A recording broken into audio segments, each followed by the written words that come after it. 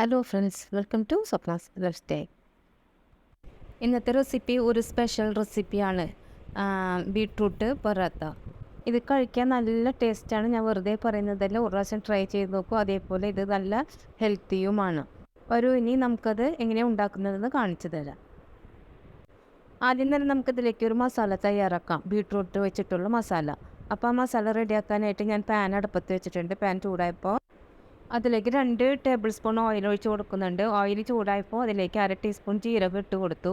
പിന്നെ അതിലേക്ക് ഒരു സവാള കൊത്തിയരിഞ്ഞത് ചേർത്തിട്ട് വഴറ്റി കൊടുക്കുന്നുണ്ട്. ഇത് നല്ലോണം വഴറ്റിയിട്ട് അതിൻ്റെ നിറം ഒന്ന് മാറുമ്പോൾ അതിലേക്ക് 1/2 ടീസ്പൂൺ മഞ്ഞൾപ്പൊടിയും 1/2 ടീസ്പൂൺ ജീരകപ്പൊടിയും ഒരു ടീസ്പൂൺ മല്ലിപ്പൊടിയാണ് ചേർക്കുന്നത്.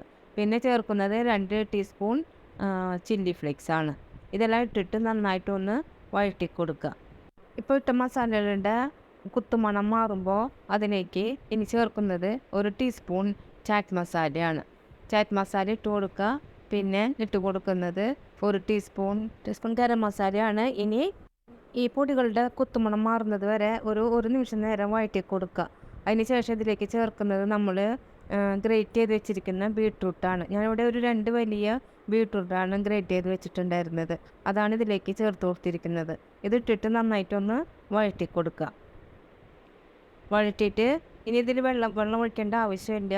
ഇതിലുണ്ടാവുന്ന വെള്ളം തന്നെ ഇറങ്ങിക്കോളും. ഈ ബീട്രൂട്ടിലുള്ള വെള്ളം മതി. പിന്നെ ഇത് മൂടി വെച്ച് കൊടുക്കുക. തീ കുറച്ച് സിമ്മിൽ വെച്ചിരിക്കണം. ഇനി ഒരു 5 നിമിഷം വെയിറ്റ് ചെയ്യാം. 5 നിമിഷം കഴിഞ്ഞ് തുറന്ന് നോക്കുമ്പോൾ നല്ലോണം വെന്തിട്ടുണ്ടാവും.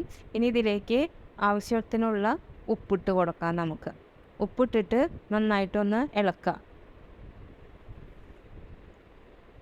ഉപ്പൊക്കെ ഒന്ന് ചെക്ക് ചെയ്യുക. എന്നിട്ട് ഇതിലേക്ക് നമ്മൾ ഇനി അവസാനമായിട്ട് ചേർക്കുന്നത് കസൂരി മെന്തിയാണ്. ഈ കസൂരി മെന്തി 1 ടീസ്പൂൺ എടുത്ത് കയ്യിലിട്ട് നല്ലോണം ഒന്ന് തിരുമ്മിയിട്ട് പൊടിച്ച് ചേർക്കുന്നുണ്ട്. എന്നിട്ട് ഒരു 2 നിമിഷം മൂടി വെച്ചാൽ മതി. ഇപ്പോൾ നമ്മുടെ ബീട്രൂട്ട് പറാത്തയുടെ ബീട്രൂട്ട് ഫില്ലിങ് റെഡി ആയിട്ടുണ്ട്. ഇതൊരു ഭാഗത്തേക്ക് മാറ്റി വയ്ക്കാം. ഇതൊന്ന് ചൂടാറട്ടെ. ആ സമയം കൊണ്ട് നമുക്ക് പറാത്ത ഉണ്ടാക്കാനുള്ള മാവ് കുഴച്ചെടുക്കാം. ഞാനൊരു വലിയൊരു ബൗളെടുത്തിട്ടുണ്ട്. അതിലേക്ക് ഞാൻ ഈ കപ്പ് കൊണ്ട് 250 ml കപ്പാണ്, 4 കപ്പ് മാവാണ് എടുത്തിരിക്കുന്നത്. ഇനി ഇതിലേക്ക് ആവശ്യത്തിനുള്ള ഉപ്പിട്ട് കൊടുക്കാം. ഉപ്പിട്ടിട്ട് നല്ലോണം ഒന്ന് തിരുമ്മി കൊടുക്കാം. ഉപ്പ് എല്ലാ സ്ഥലത്തും പിടിക്കാൻ വേണ്ടിയിട്ടാണ്. ഇനി അത് അങ്ങനെ ചെയ്തതിന് ശേഷം ഇതിലേക്ക് ഒരു 2 ടേബിൾ സ്പൂൺ ഓയിൽ ഒഴിച്ച് കൊടുക്കുന്നുണ്ട്. ഇനി ഓയിൽ ഒഴിച്ചിട്ടും നന്നായിട്ടൊന്ന് തിരുമ്മി കുഴച്ച് കൊടുക്കുക. അതിന് ശേഷമാണ് നമ്മൾ ഇതിലേക്ക് വെള്ളം ചേർക്കുന്നത്. ഇനി ഇതിലേക്ക് ആവശ്യത്തിനുള്ള വെള്ളം ചേർത്ത് കൊടുക്കാം. കുറേശ്ശെ ഒഴിച്ചിട്ട് നമുക്ക് മാവ് നല്ലോണം കുഴച്ച് എടുക്കുന്നുണ്ട്. അങ്ങനെ കുഴച്ച മാവ് ഒരു ഭാഗത്തേക്ക് മാറ്റി വയ്ക്കുക. ഇനി ഇതിന് ഉരുളകളാക്കിയിട്ട് നമുക്ക് ഓരോന്നായിട്ട് പരത്തി തുടങ്ങാം. ഇത്രയും സൈസിലുള്ള മാവാണ് എടുത്തിരിക്കുന്നത്. ഇത് കയ്യിൽ വെച്ചിട്ടൊന്ന് ഉരുട്ടി കൊടുക്കുക. എന്നിട്ട് നമുക്ക് പരത്തി തുടങ്ങാം. ഒരു മീഡിയം സൈസ് റൗണ്ടിലാവുന്നത് വരെ പരത്തുക. ചപ്പാത്തിയുടെ അത്ര വലിപ്പാവേണ്ട ആവശ്യമില്ല. എന്നിട്ട് ഇതിൽ ആദ്യം വെക്കുന്നത് ചീസാണ്. ചീസ് ഞാൻ ഗ്രേറ്റ് ചെയ്ത് വെച്ചിട്ടുണ്ടായിരുന്നു. അതിൻ്റെ മേലെയാണ് ബീട്രൂട്ട് നമ്മൾ ഉണ്ടാക്കി വെച്ചേക്കുക. അത് ഇട്ട് കൊടുക്കുക. അതിൻ്റെ മേലെയും കുറച്ചും കൂടിയും ചീസ് ഇട്ട് കൊടുക്കുക. എന്നിട്ടത് മടക്കിയിട്ട് നമുക്ക് വീണ്ടും ഒന്ന് പരത്തേണ്ടതാണ്. ചീസ് നിങ്ങളുടെ അടുത്ത് ബ്ലോക്ക് ചീസ് ഇല്ലെങ്കിൽ ഷീറ്റായിട്ട് കിട്ടില്ല. അതായാലും വെച്ചാൽ മതി. അത്രയും വെക്കുന്ന അത്രയും ടേസ്റ്റാണ്.